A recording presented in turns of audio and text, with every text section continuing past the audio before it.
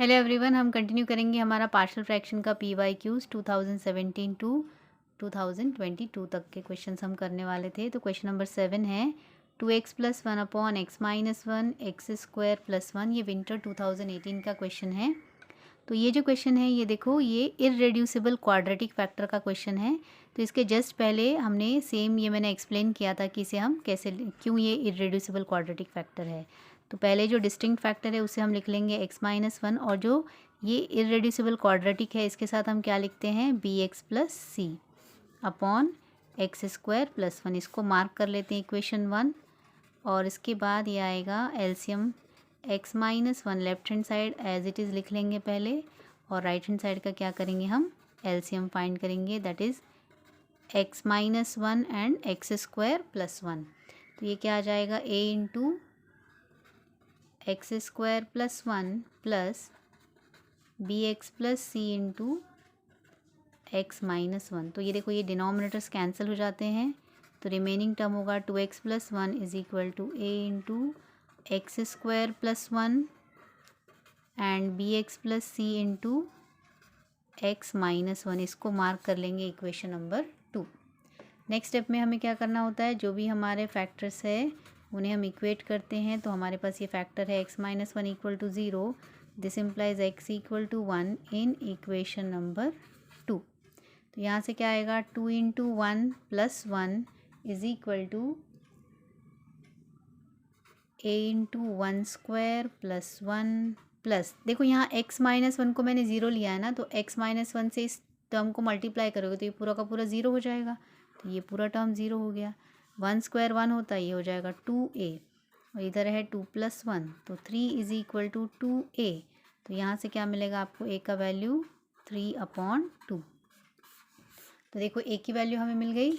अब हमें b और c की वैल्यू फाइंड करनी है। तो जैसे मैंने आपको थोड़ी देर पहले बताया था इसके पहले वाले क्वेश्चन में, अब आगे का ये जो x² + 1 है ये हमारे कोई काम का नहीं है। तो हमें क्या करना होगा, b और c की वैल्यू फाइंड करने के लिए जो 3 डिफ़ॉल्ट वैल्यूज़ होती है 0, 1 और -1, इन तीनों में से कोई भी 2 वैल्यू हम यूज़ कर सकते हैं आगे के जो वैल्यूज़ a और b है ना वो फाइंड करने के लिए। अब देखो x = 1 हमारे सॉल्यूशन में ऑलरेडी आ चुका है, तो 1 हम नहीं ले सकते क्योंकि 1 ऑलरेडी हमने सॉल्व करने में यूज़ कर लिया है, तो बचा 0 और -1। तो ये दोनों वैल्यूज़ हम एक एक करके यूज़ करेंगे। तो ये हो जाता है हमारा x = 0 इन इक्वेशन नंबर 2। तो यहाँ से क्या आएगा 2 × 0 + 1 = a × 0² + 1 plus b × 0 + c plus 0 - 1। देखो 2 × 0 तो 0 हो गया, तो ये आ गया 1। a × 0 + 1 तो 1 होता है, b को 0 से मल्टीप्लाई किया तो पूरा b 0 हो गया, c और 0 - 1 हो गया -1, तो ये हो गया a - c = 1। देखो a की वैल्यू अभी हमने फाइंड की है 3/2 -c। सो देयरफॉर यहाँ से c की वैल्यू क्या आ जाएगी, सी को इधर लेके जाओ और 1 को इधर लेके आओ, तो 3/2 -1 हो जाएगा। तो इसको मैं यहीं पे सॉल्व कर देती हूँ।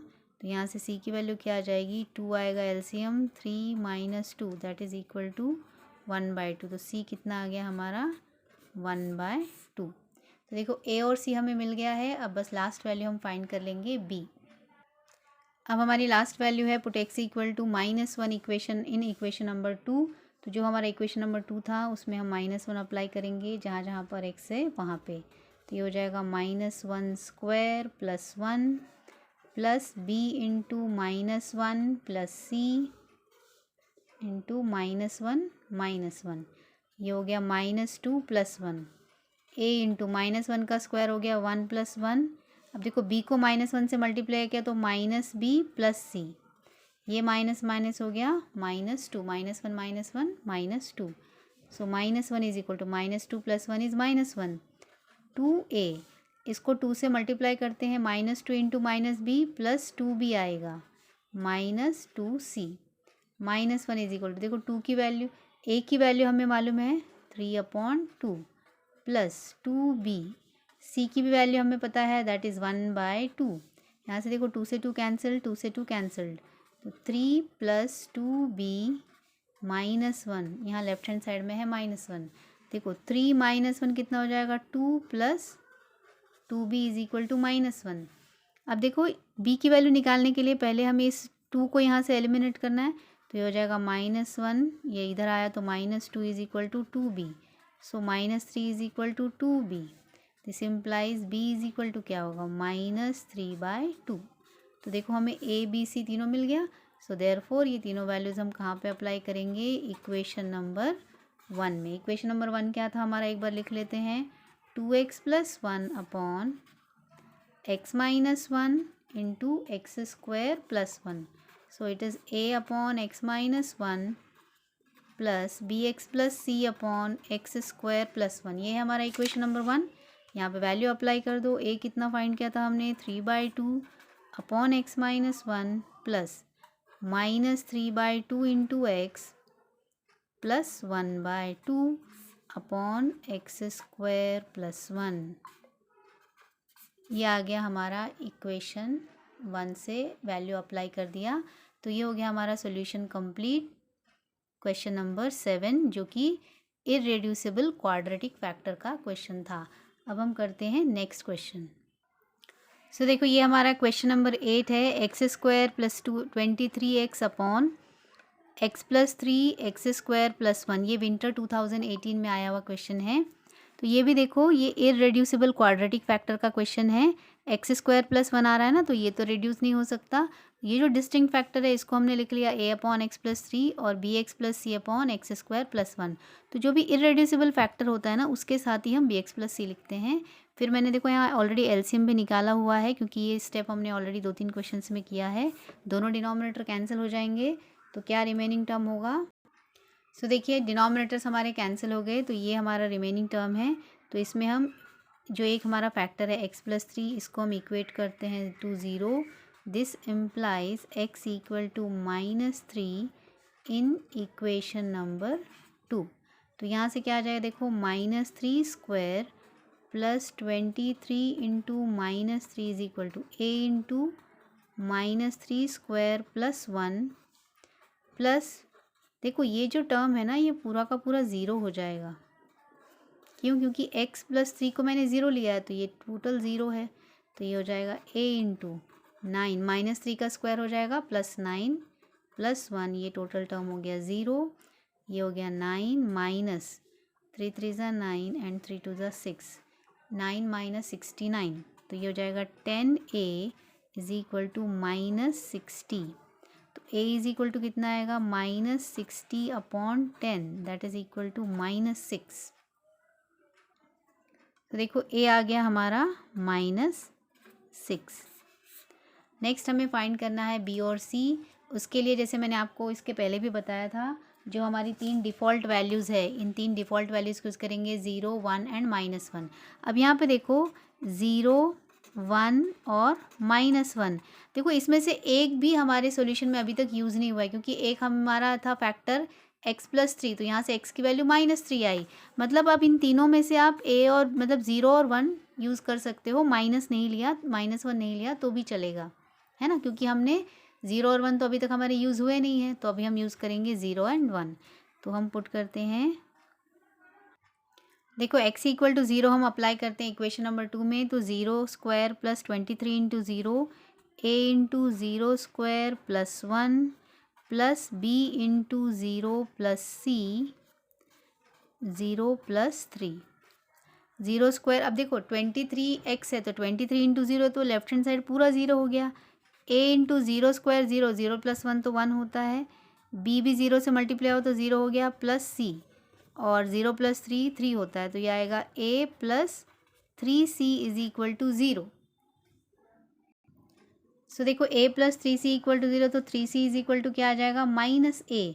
अब यहाँ पे देखो a की वैल्यू जस्ट अभी हमने निकाली, दैट इज़ -6। एक मिनट, यहाँ पे माइनस ऑलरेडी है ना, तो ये ऐसा आएगा, माइनस a की वैल्यू -6 है ना, ये माइनस ये वाला माइनस है, और a की वैल्यू भी माइनस में, तो ये माइनस माइनस प्लस 6 हो जाएगा। तो c इज इक्वल टू आएगा 6/3, दैट इज़ 2। तो c मुझे मिल गया 2। तो हमने c फाइंड कर लिया। अब हमारी लास्ट वैल्यू बच गई है b। तो अभी हम यूज़ करेंगे x equal to 1 in equation number 2, तो ये हो जाएगा 1 square plus 23 into 1 is equal to 1 square plus 1 plus B into 1 plus C plus 1 plus 3। तो ये देखो 23, ये तो 1 स्क्वायर तो 1 हो गया, is equal to A into 2 B plus C into ये हो जाएगा 4, 3 प्लस 1 हो गया 4, तो 23 प्लस 1 हो गया 24 इज इक्वल टू 2a प्लस 4b plus 4c। 24 is equal to, देखो a की वैल्यू कितनी थी -6, 4 इंटू बी हमें पता नहीं है, c की वैल्यू अभी हमने फाइंड की 2, तो -12 प्लस 4b इज प्लस 8, तो ये आएगा -4 plus 4b, left hand side में है 24, तो यहाँ से देखो 24 प्लस 4 हो जाएगा, ये -4 इधर आया तो +4 इज इक्वल टू 4b, तो 28 इज इक्वल टू 4b, तो यहाँ से क्या आएगा b इज इक्वल टू 28/4, तो 4 7 ज़ा 28, तो b इज इक्वल टू आ गया 7। तो इस तरह से हमने a, b और c की वैल्यू फाइंड कर ली। देयरफॉर फ्रॉम इक्वेशन 1 लिख लेते हैं, देखो क्या है। सो देखो ये है हमारा इक्वेशन 1, यहाँ पे a की वैल्यू अप्लाई करते हैं -6/x + 3 प्लस b कितना है 7x प्लस c हमारा 2 है अपॉन x² + 1। तो इस तरीके से ये आ गया हमारा आंसर इस क्वेश्चन का। तो ये हो गया हमारा क्वेश्चन नंबर 8 का सॉल्यूशन कंप्लीट। अब लास्ट के सिर्फ 2 क्वेश्चन रह गए हैं, वो हम नेक्स्ट वीडियो में कंटिन्यू करेंगे। सो आई होप आप लोगों को ये सॉल्यूशन अच्छे से समझ में आ रहे होंगे। समझ में आए तो ज़रूर मुझे बताइएगा और लाइक ज़रूर करना। Thank you and bye bye.